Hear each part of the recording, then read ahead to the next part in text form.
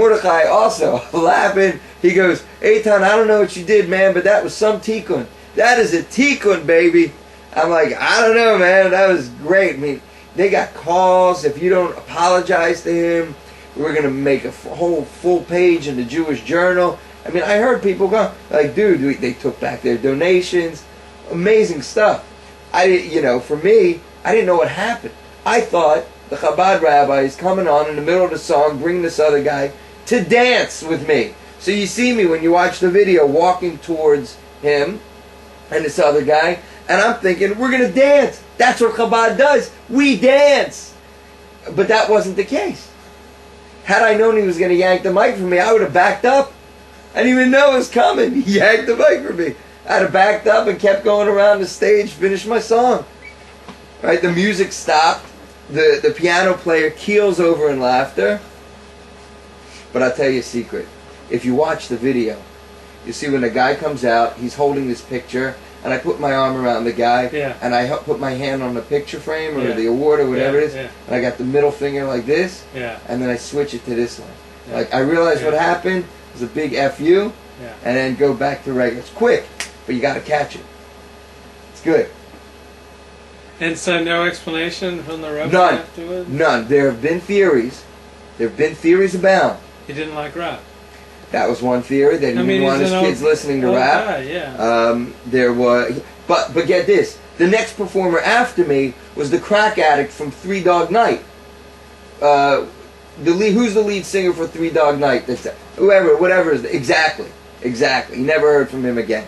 Right? He comes on after me. The crack addict is okay. The Jewish rapper making the motzi, teaching you why we make the motzi, no, that we can't have.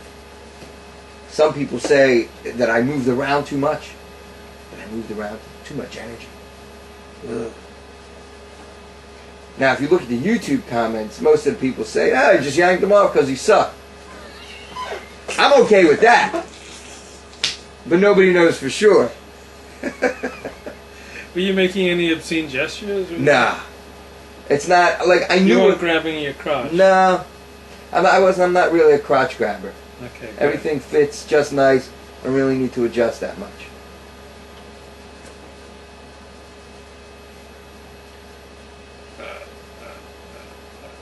Has anything like that happened to you since? No. Not like that. You're a lover, not a fighter. I am. Conflict is fun, but it generally doesn't resolve anything. Yeah. Generally.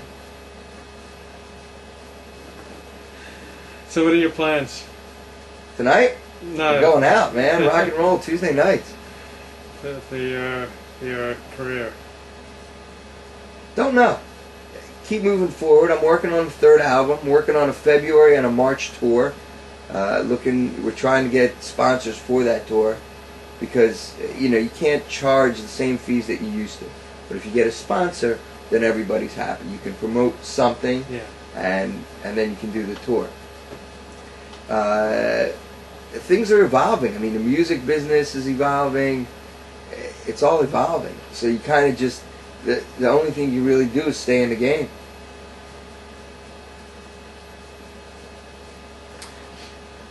It's like the whole ethos of rap, isn't that like contrary to Torah? Is it? I'm sure. What does ethos mean? It's a fancy word that I don't For like. what? Well, this like. It's tribal. It's guttural. Yeah, doesn't that like lead to sex? God, I wish. I mean, but even if you're making rap songs about God and Hamotzi and Jewish blessings, went like the rhythm, like incite like primitive urges. Primitive urges. Right? Oh yeah. I wish that was the case. And Jewish kids will start jumping on each other and I don't know. Why? How's that any different than Sephardic Persian music? Come from the Middle East. How's that any different than somebody playing the Doonbeck or that Middle Eastern? I mean, they were playing drums. You don't think? I mean, I don't understand. The rap music is doesn't have the beat of sex. I wish. I've not experienced that. Do you like backlace your lyrics? What do you mean? What's it called? Backlacing? Where you like put messages in backwards? Oh, like the Beatles? Yeah. Yeah. No. You I don't do didn't that. have any messages backwards? No. in I think that's a myth. Like that whole backwards thing was a myth. No. Do you feel that rap music is... I don't have strong opinions. Right. I'm more of a Barry Manilow guy. I like Manilow. I love Manilow. Yeah? Yeah. Love Manilow. Dude, I love some of the... I mean, you'll be... Most rap music out nowadays, I don't listen to. It's not good. I listen to old school rap. I listen to just enough to stay on top of what's current. The different sounds, the different what's going on. But in the end, I have my own style. I love rock and roll, so I love incorporating live instruments into my raps. I think, what my rap has evolved into is more songs that are just being, musical songs that are just being rapped over. You know what I mean? What kind of people show up to your concerts? Drug users? Everything. Yeah, I wish. I don't have drug users at my shows though. My music Do a lot doesn't. of people light up like illegal drugs? when I've they not come to seen your that. shows? I've not seen that. Like freebasing, I've not seen snorting that. cocaine, That's in the backstage. injecting That's heroin. backstage. It's all backstage. Is it just like a miasma of marijuana smoke at your concerts? All backstage in the tour bus. That's where all that goes on. But what kind of people show up to your concerts? From the old to the young. I mean, I can do kids shows, young kids. First grade, second grade. I've done, and old people. I do. We've gone to nursing homes before. Mm-hmm. We've turned it down, but it's great. There's also, you have to delineate between what I do with Schlock Rock, which is my role, which I'm integrated into the show, so I'm there the whole time, and I have a role in that group, and then there's what I do solo with my DJ or dancers or my band and stuff, and the two are very different. Mm-hmm. I performed with non-Jews in churches, I performed at clubs, I performed at solo, pretty much the whole gamut. But for my philosophy is, if you're paying, I'm there. You got to make a living. So if I got to play to kids, I got no problem with that. Much of my solo stuff is educational. But I would say, and I tweak every show to accommodate the audience. So if it's more of an orthodox show, ortho show, not at a club, let's say at a school or a synagogue, I'll play the songs that don't raise those tribal urges. Good. You know what I'm saying? I'm looking out. Because I'm afraid that, like in an Orthodox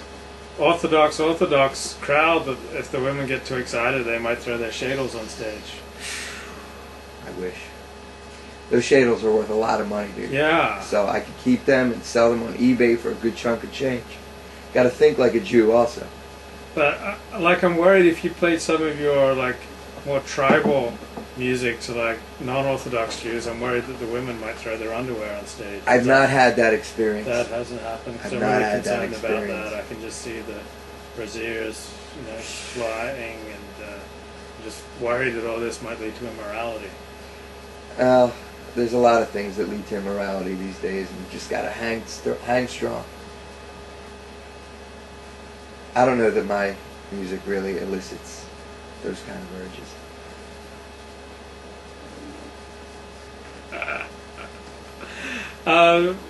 Do you have any favorite audience, type of audience you like to play for? An attentive audience.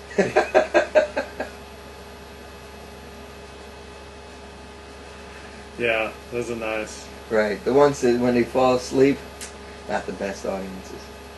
Were you ever diagnosed with ADHD? So the terminology didn't exist back then. The term was hyperactive. Yeah. And yes, I was. And yes, they did give me Ritalin for it. And no, I didn't take it. But I always use it as an excuse to get out of class. Rebbe, I feel like I'm going to get wild, and